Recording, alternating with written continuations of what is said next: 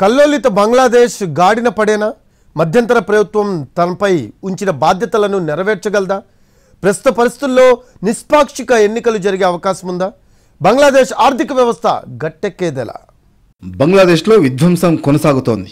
విద్యార్థి సంఘాల ఆందోళనలతో దేశం అట్టుడుకుతోంది. సైన్యం పాలన కొనసాగుతున్న బంగ్లాలో హింసాత్మక ఘటనలు జరుగుతూనే ఉన్నాయి. జషోర్ జిల్లాలో అవామీ లీగ్ ప్రధాన కార్యదర్శి షాహీన్ చక్లాదర్కు చెందిన జబీర్ ఇంటర్నేషనల్ హోటల్కు అల్లరి మూకలు నిప్పు పెట్టాయి. ఈ ఘటనలో 24 మంది సజీవ దహనమైనట్లు సమాచారం. దీంతో బంగ్లాలో మృతుల సంఖ్య భారీగా పెరిగింది. 21 రోజులుగా కొనసాగుతున్న ఆందోళనల కారణంగా వందలాది మంది మృతి చెందారు. దీంతో ఇప్పటి వరకు మరణాల సంఖ్య 400 దాటింది. పరిస్థితిని అదుపులోకి తెచ్చేందుకు సైన్యం తీవ్రంగా యత్నిస్తోంది.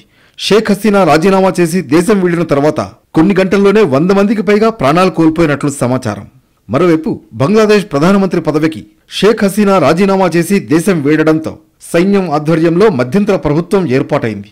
ఆ తాత్కాలిక ప్రభుత్వానికి నాయకత్వం వహించాలని వస్తున్న డిమాండ్లకు నోబెల్ గ్రహీత మహమ్మద్ యూనస్ అంగీకరించారు. తనపై విశ్వాసంతో ప్రభుత్వ బాధ్యతలు స్వీకరించాలని నిరసనకారులు కోరడాన్ని గౌరవంగా భావిస్తున్నట్లు చెప్పారు. దేశంలో స్వేచ్ఛాయుత ఎన్నికలకు మహమ్మద్ యూనస్ పిలుపునిచ్చారు. బంగ్లాదేశ్లోని చిట్టగాంగ్లో 1940లో మహమ్మద్ యూనస్ జన్మించారు. సామాజిక కార్యకర్త, బ్యాంకర్, ఆర్థికవేత్త. మైక్రో ఫైనాన్స్ బ్యాంక్ ద్వారా లక్షలాది ప్రజలను పేదరికం నుంచి బయటపడేశారనే ఘనత సాధించారు.